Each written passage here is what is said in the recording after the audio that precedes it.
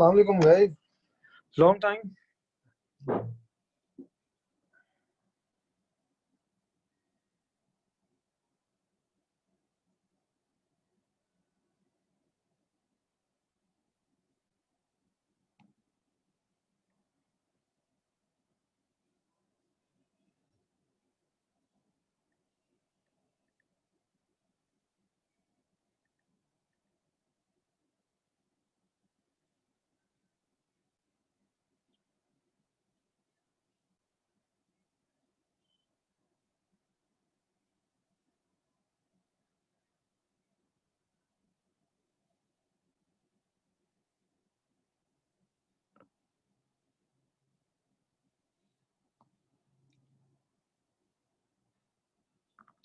अच्छा, let's start in like a minute or two. ठीक है, ताकि बाकी लोग भी आ जाएं. I hope you all can hear me clearly, and I hope you all had great fun in the rain.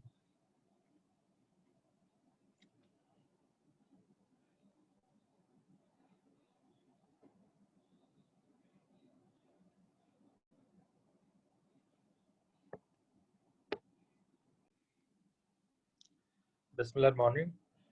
अच्छा यार, सबसे पहले I'll give you guys a recap of manufacturing. ठीक है. I'll assume के लास्ट हमने जो फॉर्मेट लिखा था उससे तुम्हें कुछ भी याद नहीं होगा. ठीक है. So there are 2-3 things that I need to discuss today. Bismillah.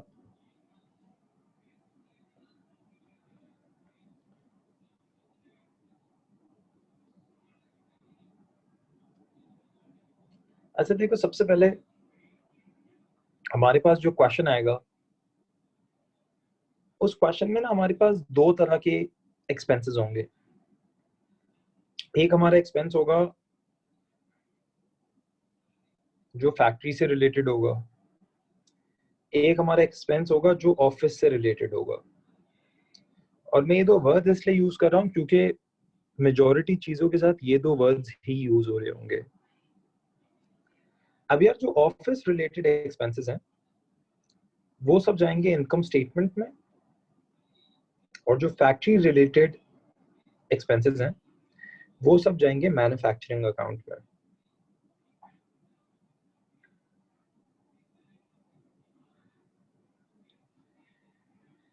दूसरी एक चीज है कि यार, मैन्युफैक्चरिंग अकाउंट्स में हमारे पास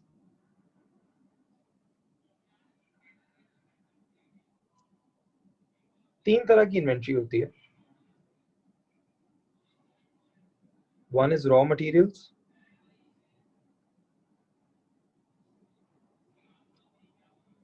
one is work in progress,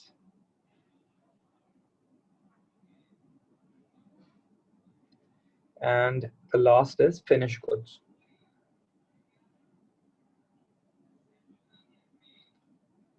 ठीक है. इसमें से ये दो, these two are used in manufacturing account and this is used in income statement जो finished goods होते हैं. सही है. And obviously all three of them are recorded as a current asset in your statement of financial position, which is your balance sheet. ठीक है.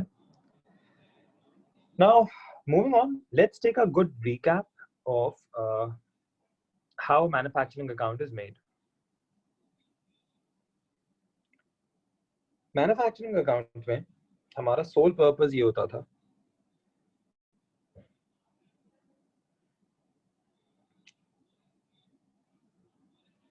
सबसे पहले हमारे पास आती थी cost of material. Cost of material हम कैसे निकालते थे? हम opening inventory of raw material में ऐड करते हैं परचेजेस ऑफ रॉ मटेरियल. ठीक है. अब इसमें अगर रॉ मटेरियल पे कोई कैरेज है या कोई परचेज रिटर्न है, कैरेज इसमें ऐड हो जाएगा, परचेज रिटर्न इसमें माइनस हो जाएगा. खैर टू कीप इट शॉर्ट में भी यहाँ पे वो मेंशन नहीं कर रहा। फिर इसमें से closing inventory of raw material होती है माइनस। सही है। बहरहाल इससे हमारे पास आ जाता है कि इस साल में हमने रॉ मटेरियल की कितनी कॉस्ट कंज्यूम की है, इस साल में कितने के रॉ मटेरियल यूज हुए हैं। ठीक है, सबसे पहले मटेरियल कॉस्ट आ गई। फिर इसमें नेक्स्ट हम ऐड करते थे डायरेक्ट कॉस्ट। अब यार अगर तुम लोग को डायरेक्ट कॉस्ट याद नहीं है क्या होती थी, तो मैं तुम लोग को एक वो दे देता हूँ। Direct cost are cost that are directly related to production। इस बात का आसान मतलब ये है कि यार डायरेक्ट कॉस्ट वो कॉस्ट होती हैं जो प्रोडक्शन के साथ इतनी डायरेक्टली रिलेटेड होती हैं कि अगर एक यूनिट बढ़ रहा है तो आप बहुत आराम से बता सकते हो कि यार इस एक यूनिट बढ़ने की वजह से, इस एक यूनिट की प्रोडक्शन बढ़ने की वजह से वो कॉस्ट कितने से बढ़ेगी। फॉर एग्जाम्पल अगर मैं डायरेक्ट कॉस्ट की एक एग्जाम्पल दूं, और डायरेक्ट कॉस्ट बहुत कम होती है, ठीक है। डायरेक्ट कॉस्ट की एक एग्जाम्पल है डायरेक्ट लेबर। अब डायरेक्ट लेबर डायरेक्ट कॉस्ट क्यों है? क्योंकि डायरेक्ट लेबर आपको पता होता है कि यार एक यूनिट पे कितने का लेबर लग रहा है, और जितनी ज्यादा प्रोडक्शन होगी उतना ज्यादा लेबर डायरेक्टली बढ़ेगा। सही है। सो डायरेक्ट कॉस्ट में एक हमारे पास डायरेक्ट लेबर आ सकता है, एक हमारे पास रॉयल्टीज आ सकती हैं। Do you guys know what royalties are? Royalty समझते हो क्या होती है?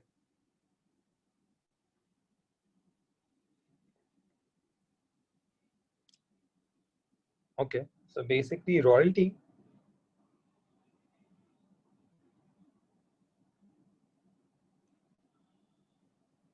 रॉयल्टी हम पे करते हैं जब हम किसी कंपनी की फ्रेंचाइज लेते हैं।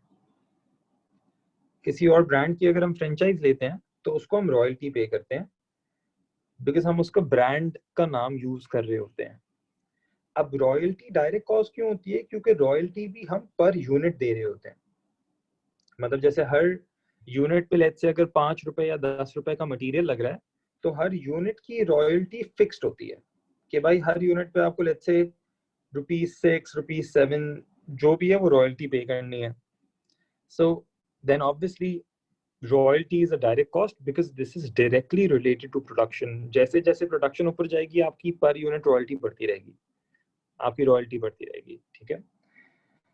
उसके अलावा अगर क्वेश्चन में नाम से लिखा हो डायरेक्ट एक्सपेंस, तो वो यहाँ पे लिख देना, वरना इन तीन चीजों के अलावा कोई भी डायरेक्ट कॉस्ट नहीं होती। ठीक है, डायरेक्ट कॉस्ट में बहुत कम चीजें आती हैं।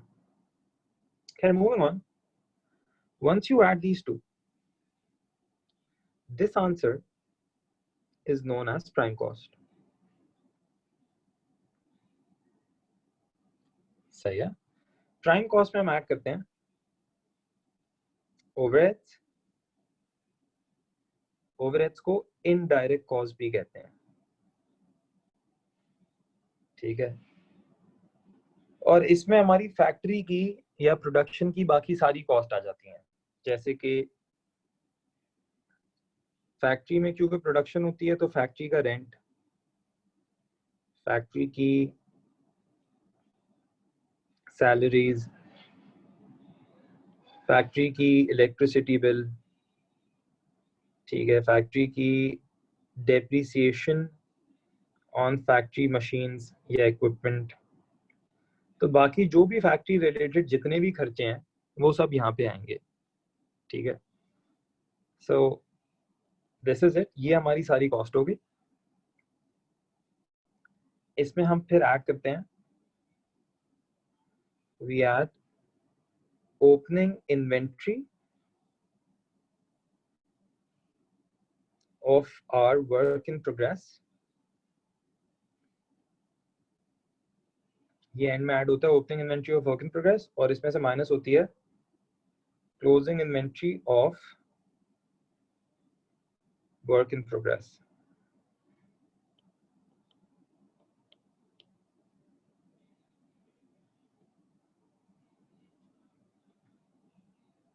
And after this, we get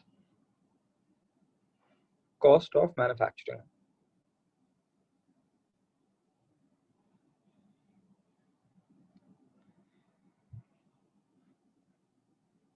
अच्छा यार, इसमें एक दफा बता देता हूँ कि हम opening inventory of work in progress add क्यों करते हैं और closing inventory of work in progress minus क्यों करते हैं। यार वर्क इन प्रोग्रेस वो होता है कि यार फॉर एग्जांपल अगर मेरा 31 दिसंबर को मैन्युफैक्चरिंग अकाउंट मुझे बनाना है, यहाँ तक का ये मेरा ईयर एंड है, तो मैं इस दिन के एंड पे जितना भी खर्चा होगा वो निकालूंगा। So work in progress basically opening inventory इसकी इसलिए ऐड होती है कि यार work in progress are units जो अभी तक कंप्लीट नहीं हुए। सो उसकी ओपनिंग इन्वेंट्री का मतलब है पिछले साल के जो लेफ्ट ओवर यूनिट्स थे, सही है, जो उस वक्त कंप्लीट नहीं हुए थे, वो ऑब्वियसली इस साल बन गए होंगे। पिछले साल का वर्क इन प्रोग्रेस इस साल फिनिश गुड में कन्वर्ट हो गया होगा, तो इसलिए इसकी ओपनिंग इन्वेंट्री को हम ऐड करते हैं कि भाई जो पिछले साल का वर्क इन प्रोग्रेस था वो ऑब्वियसली इस साल यूज हुआ और उसको हमने कंप्लीट कर लिया। सिमिलरली इस साल का जो वर्क इन प्रोग्रेस है जो अभी तक कंप्लीट नहीं हुआ और वो नेक्स्ट ईयर पे जाएगा, तो जो वर्क इन प्रोग्रेस की क्लोजिंग इन्वेंट्री होती है उसकी फिर हम कॉस्ट करते हैं माइनस। ठीक है, उससे आती है हमारे पास कॉस्ट ऑफ मैन्युफैक्चरिंग। तो तुम लोग को मैन्युफैक्चरिंग अकाउंट का फॉर्मेट क्लियर है कि हम कॉस्ट ऑफ मैन्युफैक्चरिंग कैसे निकालते हैं? इसमें कोई कंफ्यूजन है?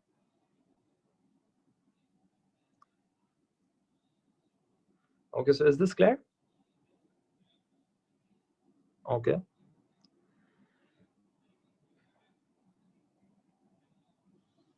अब यार एक बहुत इंटरेस्टिंग इसमें कॉन्सेप्ट है, ठीक है, और वो कॉन्सेप्ट जो है ना,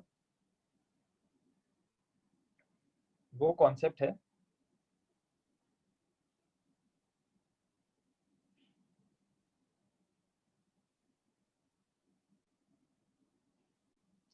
कॉन्सेप्ट ऑफ फैक्ट्री प्रॉफिट। अब यार पहले तुम लोग को समझना जरूरी है कि फैक्ट्री प्रॉफिट क्या होता है और क्यों होता है, और यही A2 में एक्स्ट्रा चीज है। ठीक है, बाकी मैन्युफैक्चरिंग सब ओ लेवल्स जैसा है। फैक्ट्री प्रॉफिट समझाने के लिए लेट्स से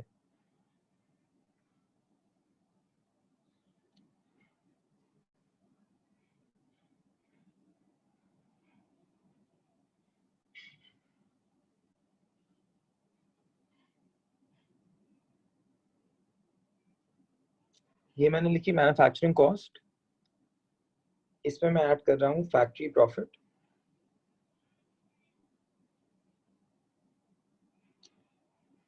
और ये जो हमारी आ रही है this is value transfer to trading account. Now what is factory profit and why do we use it? यार ये प्लीज ध्यान से सुनना, और अगर ये समझ नहीं आए तो प्लीज मुझसे क्वेश्चंस भी कर लेना, but before that listen very carefully. It's not that difficult, but I want you guys to understand it really clearly. अब ये फैक्ट्री प्रॉफिट, पहले इसका रीजन समझो ये होता क्यों है, and then I will explain how this works. Factory profit basically इसलिए होता है ताकि मैं अपनी फैक्ट्री की और अपनी शॉप बेसिकली जहां से मैं चीजें बेचता हूँ अपनी, ठीक है, शॉप भी बोल सकते हो उसको, ऑफिस भी बोल सकते हो, इन दोनों की ना मैं परफॉर्मेंस को जज कर सकूं, इसलिए फैक्ट्री प्रॉफिट लगाया जाता है कि आप इनकी परफॉर्मेंस को जज कर सको कि ये कैसा काम कर रहे हैं। Now what happens, let's say यार हम ओनर हैं, ठीक है, अब हमारी फैक्ट्री भी है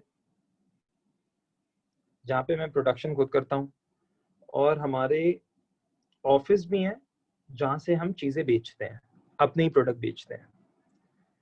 फैक्ट्री को रन करने के लिए मैंने एक बंदा रखा हुआ है, सही है, जो फैक्ट्री का हेड है,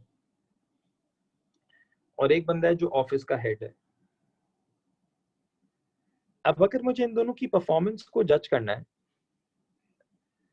कि यार ऑफिस वाला कैसा काम कर रहा है और फैक्ट्री वाला कैसा काम कर रहा है, तो उसमें ना एक बड़ी इंपॉर्टेंट फैक्टर आता है। यार एक चीज समझो, लेट्स से मुझे एक चीज की मैन्युफैक्चरिंग कॉस्ट पड़ती है 100 रुपए, जब मैं फैक्ट्री पे बनाता हूँ मुझे 100 रुपए की पड़ती है।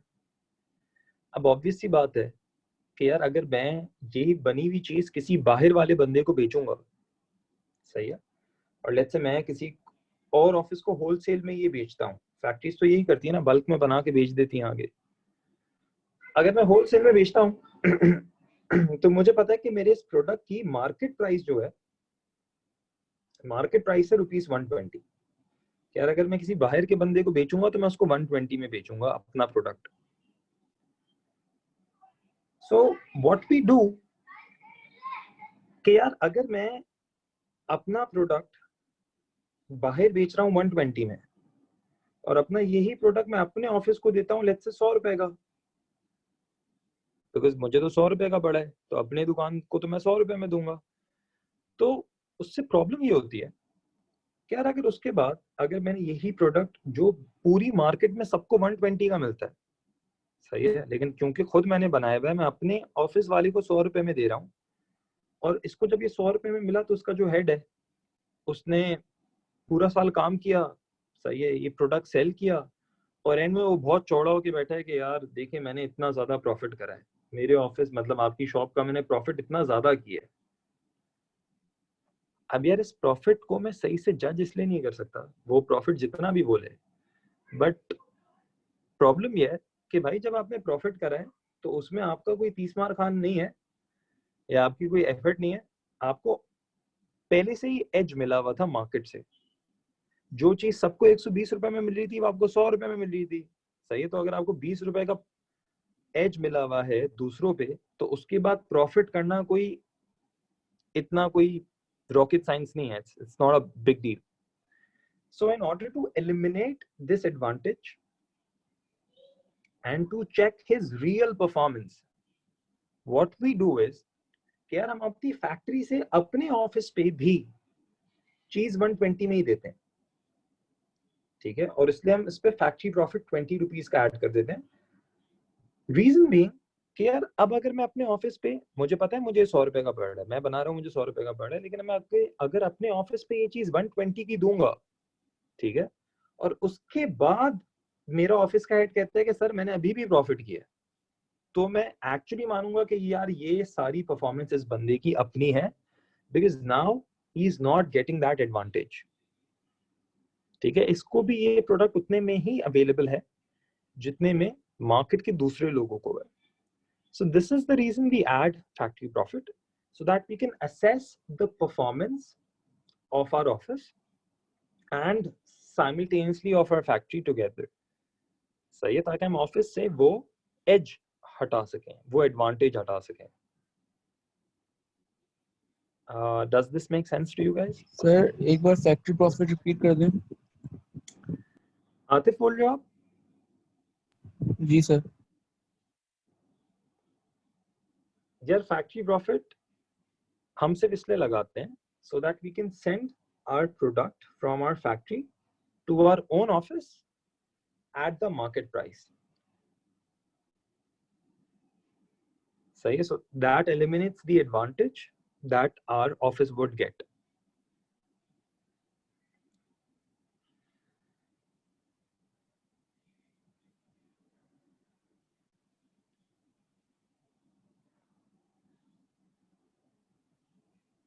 यार किसी और को इसमें कोई कंफ्यूजन है?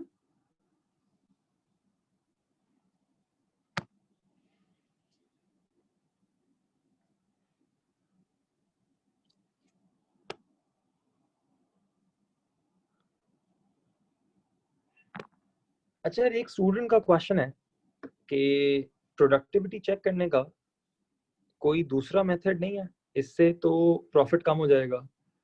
देखो इससे प्रॉफिट कम नहीं होगा,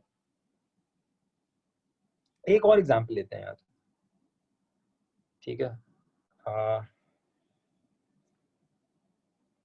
लेट्स से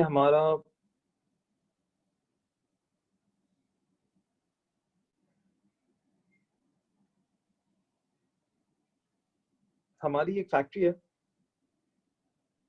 ठीक है, और इस फैक्ट्री में हम बनाते हैं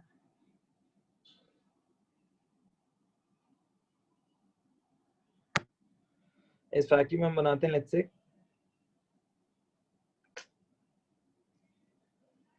दिस प्रोडक्ट ए, ठीक है। अब initially what we used to do इज कि हम प्रोडक्ट ए फैक्ट्री में बनाते थे इन होलसेल, सही है, and then we used to sell it to this shop A and then shop B and shop C, ठीक है। Now right now we just own the factory and let's say अगर मुझे product A की cost पड़ती थी, it used to cost me, cost of manufacturing मुझे पड़ती थी ₹100, so I used to sell it to these guys, I used to sell it to them at ₹120,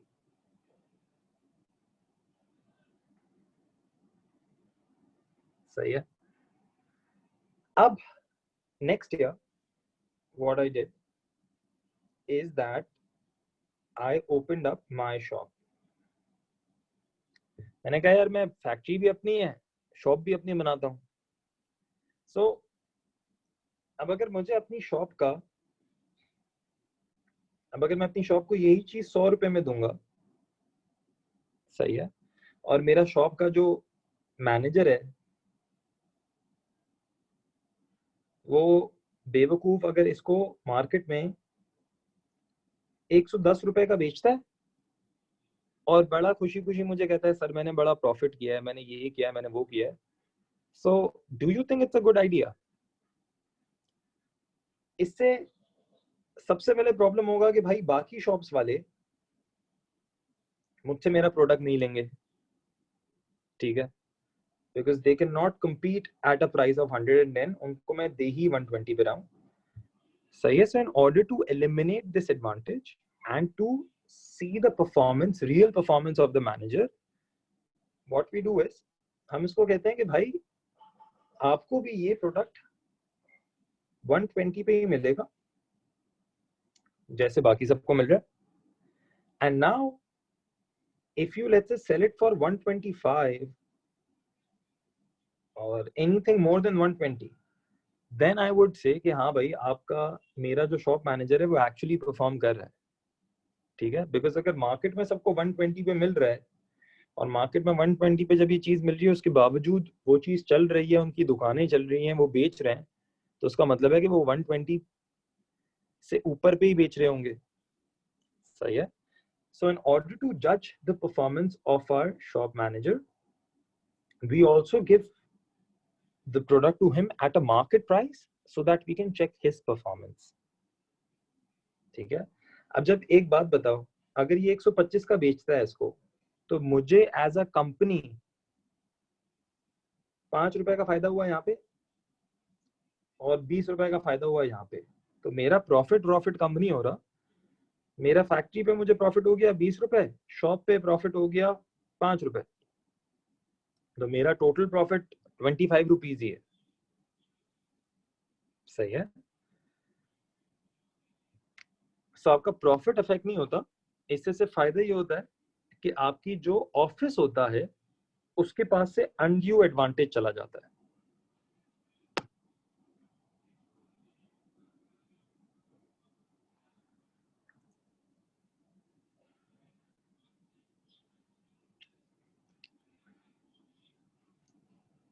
अब यार मूविंग ऑन, इससे ना एक प्रॉब्लम होती है, तुम लोगों ने इन्वेंट्री के बारे में पढ़ा होगा,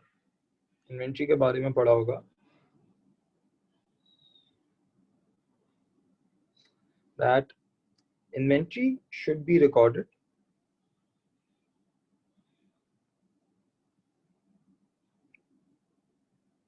at the lower of cost or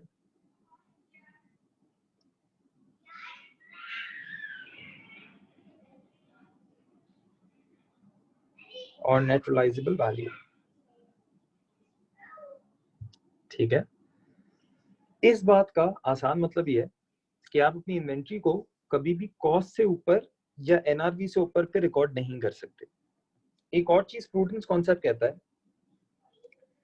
कि assets should not be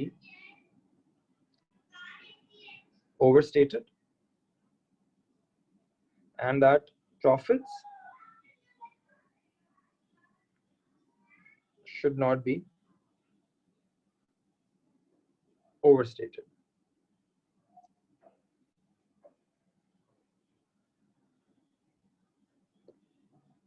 Now the second part of this factory profit thing is कि यार इस फैक्ट्री प्रॉफिट वाली कहानी से ना एक छोटा सा प्रॉब्लम आता है।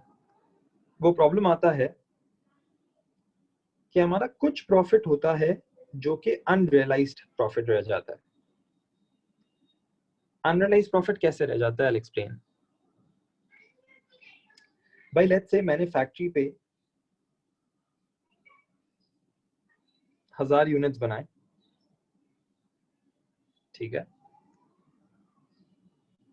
मेरी मैन्युफैक्चरिंग कॉस्ट आई 1000 यूनिट्स की, उस पर मैंने फैक्ट्री प्रॉफिट ऐड किया, तो ऑब्वियसली मेरी मैन्युफैक्चरिंग कॉस्ट होगी, कॉस्ट इज ऑलवेज 100%, और मैंने इस पे फैक्ट्री प्रॉफिट ऐड करा 20%।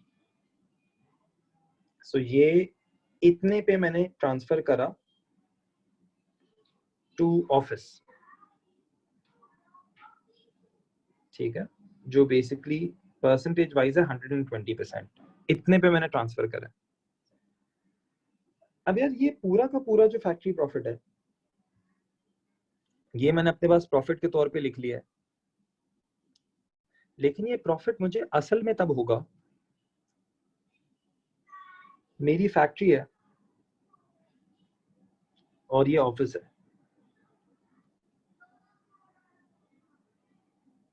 मैंने फैक्ट्री में एक चीज बना के ऑफिस को दी और इसमें अपना फैक्ट्री प्रॉफिट रख लिया। अब यार जब तक ये चीज, ये 1000 यूनिट्स मेरे ऑफिस में ही पड़े हुए हैं, मेरे पास ही हैं, तो ये प्रॉफिट मुझे रियलाइज नहीं होगा। इस बात का मतलब क्या है? इस बात का मतलब ये है कि यार मुझे एक चीज पड़ी 100 रुपए की, वो चीज मैंने अपने ऑफिस को बेच दी 120 रुपए में। अब यार जब तक ये ऑफिस इस चीज को किसी आउटसाइडर को नहीं बेचता, तो उसका मतलब है कि यार यही चीज मेरी फैक्ट्री पे पड़ी हो या मेरी ऑफिस पे पड़ी हो, अभी तक ये आगे मैंने किसी को बेची नहीं है। So till you don't sell this to an outsider, you don't realize the profit. Reason being कि यार ये 100 रुपए की जो चीज थी, इसको जो मैंने 120 रुपए में दिया है, तो ये तो मैंने अपने आप को ही दिया है ना। अभी तक ऑफिस भी मेरा है, फैक्ट्री भी मेरी है, तो जब तक ये ऑफिस किसी आउटसाइडर को ये चीज नहीं बेचेगा, तो ये जो फैक्ट्री का मैं प्रॉफिट लगा के बैठा हूँ, ये 20% या ये 20 रुपए, ये मुझे रियलाइज नहीं होगा, ठीक है। इस पर मैं तुम लोग को एक और एग्जांपल देता हूँ, शायद तुम लोग को क्लियर हो। ये इस तरह की बात होगी कि भाई एक बेटा है, उसने एक चीज खरीदी 100 रुपए की, वो अपने बाप के पास गया, ठीक है, और उस अब्बा को उसने ये चीज बेच दी 150 में। अब्बा को बोला आप खरीद लो 150 में। यहाँ पे ये खुश हो गया, भाई मुझे हो गया 50 रुपए का प्रॉफिट, सही है। एंड देन अब्बा गए, अब्बा ने ये चीज बेची लेट से अपने अब्बा को, ठीक है, और अपने अब्बा को बेच दी ये 200 में, ठीक है। ये भी खुश हो गया, भाई मुझे प्रॉफिट हो गया 50 रुपए का, सही है। रात को सब बैठते हैं और ये कहते हैं भाई माशाल्लाह से हमें टोटल प्रॉफिट हुआ है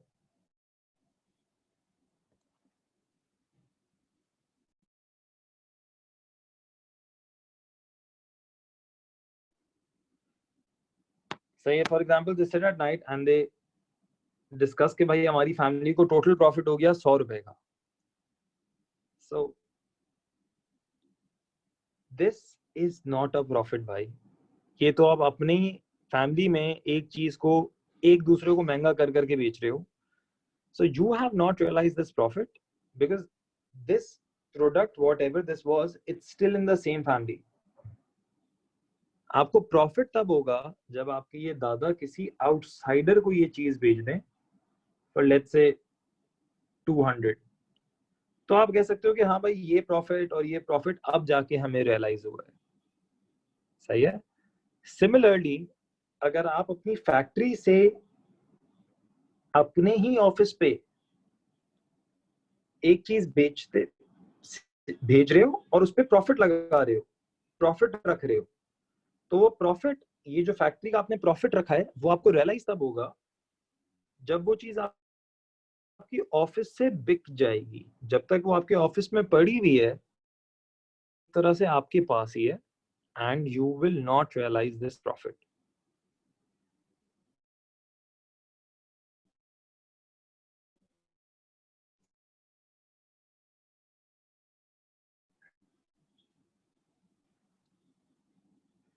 अच्छा, कैन यू गाइस हियर मी?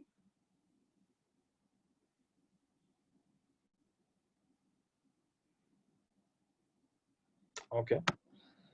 अब यार इसमें थोड़े नंबर्स डालते हैं, होपफुली तुम लोगों को बेहतर समझ आएगा.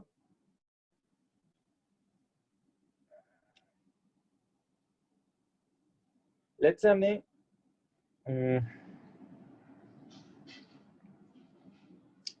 हमारी मैन्युफैक्चरिंग कॉस्ट आई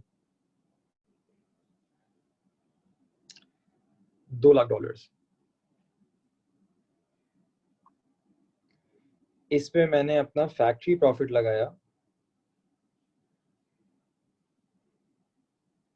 सही. परसेंटेजेस की मैं आपको एक्सप्लेन कर रहा हूँ कि एनालाइज प्रॉफिट का क्या कहते हैं. ये कॉस्ट आ गई 100% और मैंने फैक्ट्री प्रॉफिट लगाना था 25%. तो 2 लाख का 25% होता है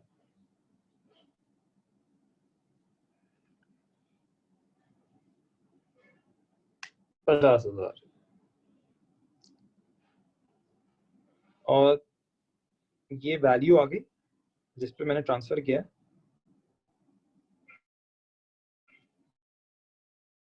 इसको ट्रांसफर वैल्यू भी कहते हैं यार, जितने में हम ट्रांसफर कर रहे हैं ऑफिस को. ठीक है. This is 250,000.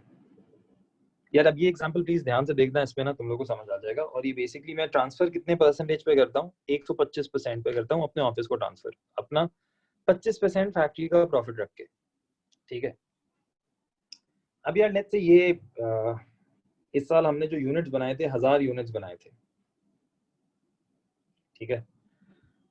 और 1000 यूनिट्स में मुझे प्रॉफिट हो रहा था 50,000 का. अब पूरे साल में क्या हुआ कि ऑफिस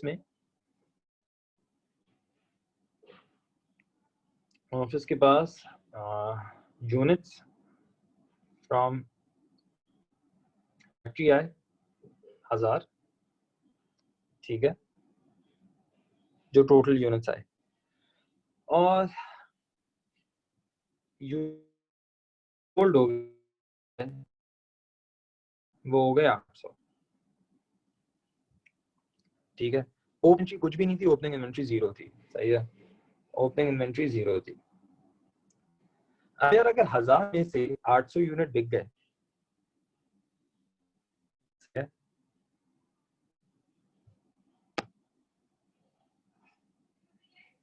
अगर 1000 में से 800 यूनिट हमारी क्लोजिंग इन्वेंट्री होगी of 200 units.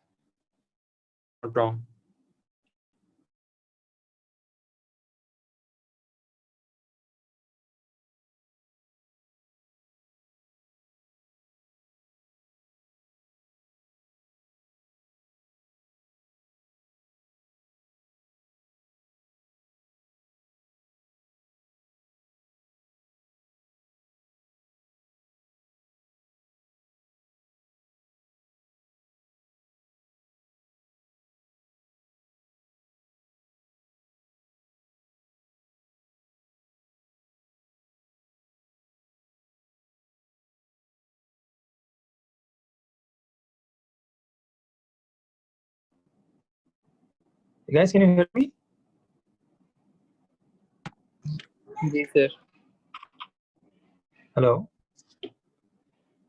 Okay, great. Sorry, I had an internet glitch. Okay, so moving on. भाई ये 200 यूनिट बच गए, ठीक है.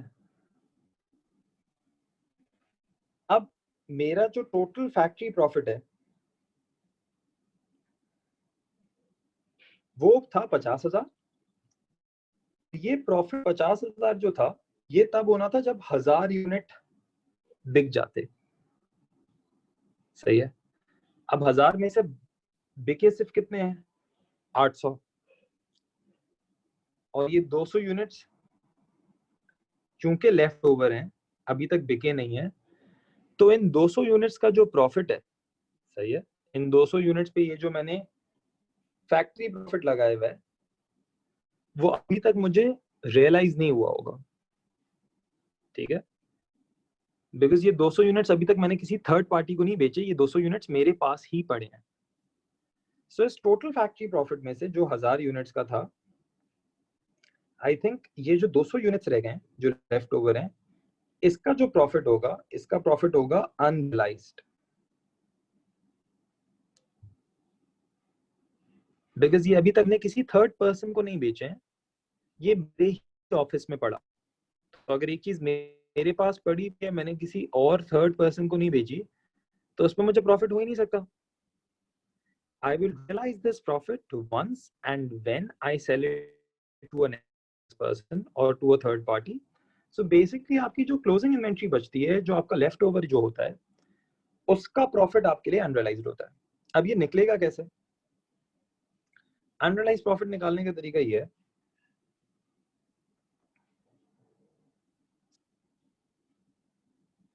मैं आप लोग को इसकी वैल्यू दे रहा हूँ, ये आपको क्वेश्चन में गिवन होगी. लेट्स से क्लोजिंग इन्वेंट्री हमें गिवन थी 40,000 की. अब इस 40,000 पे अनरियलाइज्ड प्रॉफिट कैसे निकलेगा? अनरियलाइज्ड प्रॉफिट निकालने का तरीका होता है, फॉर्मूला होता है, मैंने क्लोजिंग इन्वेंट्री की वैल्यू को मल्टीप्लाई करना है with profit percentage and then I have to divide it with cost percentage plus profit percentage. So basically unrealised profit यूआर निकालने के लिए, my closing inventory being 40,000, I will multiply this with profit percentage was 25 and cost plus profit percentage will be 125.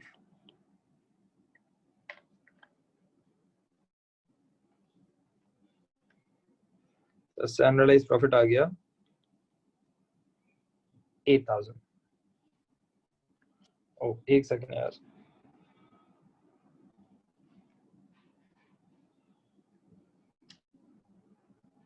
Sorry यार, एक गलती है, ये 50,000 होना चाहिए था, ठीक है.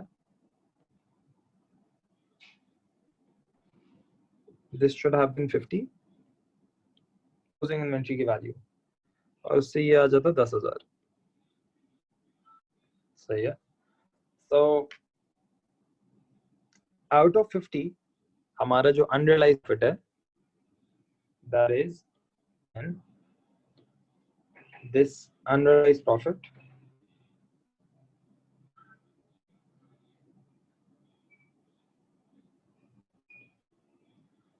इज 10,000. तो ये हमें इससे करना पड़ेगा माइनस, तो उससे हमारे पास आ जाएगा फैक्ट्री प्रॉफिट जो असल में हमें रियलाइज हुआ है, and that would be 40,000. Yes, 50,000 is the transfer value of closing inventory. Guys, let me give you another example.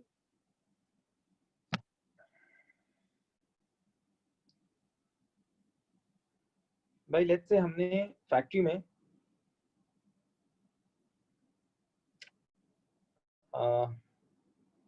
Manufacturing cost, ठीक है, and this manufacturing cost is of 3,000 units. हमने 3,000 units बनाए, and let's say this was $90,000, ठीक है. इस पे मैंने factory profit add करना है, और इसकी परसेंटेज मुझे गिवन है 30%. सो 90,000 का 30% होगा 27,000.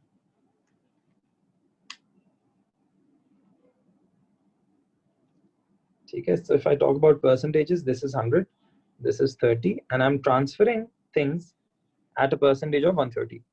This is my transfer value.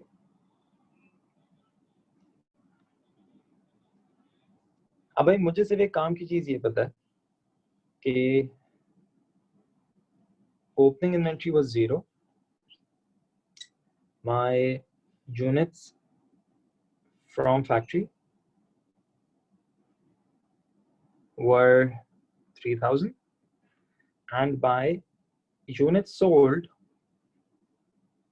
were 2,500.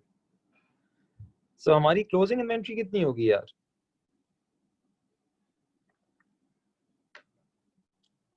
How much will be our closing inventory?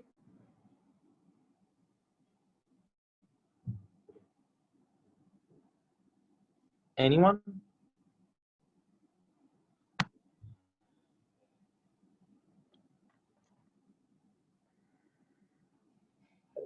यार अगर ओपनिंग इन्वेंट्री 0 है, सही है, मतलब स्टार्टिंग में कुछ भी नहीं था, 3,000 यूनिट आए और उसमें से 2,500 बिक गए, तो क्लोजिंग इन्वेंट्री होगी 500 यूनिट्स. सही है. अब बात सिर्फ इतनी सी है कि यार ये जो पूरे 3,000 यूनिट्स मैं फैक्ट्री से ट्रांसफर करके लाया हूं, इस हर यूनिट पे मैं फैक्ट्री प्रॉफिट लगा के बैठा हुआ हूं. ठीक है, तो इसमें से जो यूनिट नहीं बिके, जो यूनिट अनसोल्ड है, जो क्लोजिंग इन्वेंट्री है, उस पे जो प्रॉफिट भी होगा वो अभी तक मुझे रियलाइज नहीं हुआ होगा. So if my factory profit is 27,000, इसमें से कुछ प्रॉफिट होगा जो अभी तक अनरियलाइज्ड है, और वो होगा उन यूनिट्स पे जो अभी तक सेल नहीं हुए, जो अभी तक मेरे पास ऑफिस में ही पड़े हुए हैं. ठीक है, सो इन 500 यूनिट्स का प्रॉफिट होगा अनरियलाइज्ड. अब इसको निकालेंगे कैसे? लेट्स से हमें क्लोजिंग इन्वेंट्री की वैल्यू गिवन है, जो कि तुम लोग को गिवन होगी.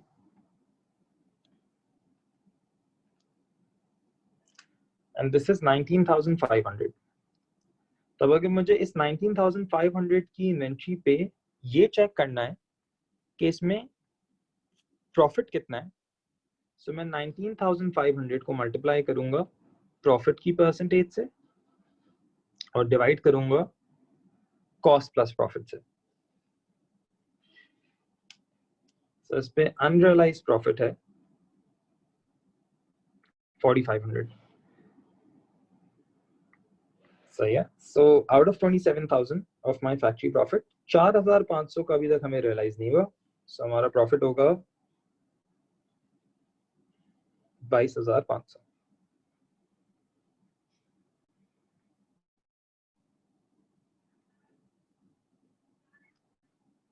यार इसमें कोई कंफ्यूजन है? अब एनी कंफ्यूजन्स नाउ?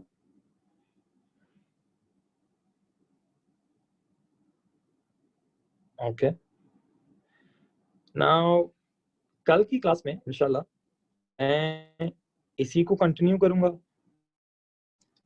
फिर हम एक पास पेपर का क्वेश्चन करेंगे, और या फिर अगर कल पास पेपर का क्वेश्चन है तो परसों कर लेंगे. मैं पहले चाह रहा हूँ तुम लोगों को बस ये समझ आ जाए. It's not a very difficult concept. Hopefully by Thursday you will get it. ठीक है, that's it for today. I will see you guys tomorrow.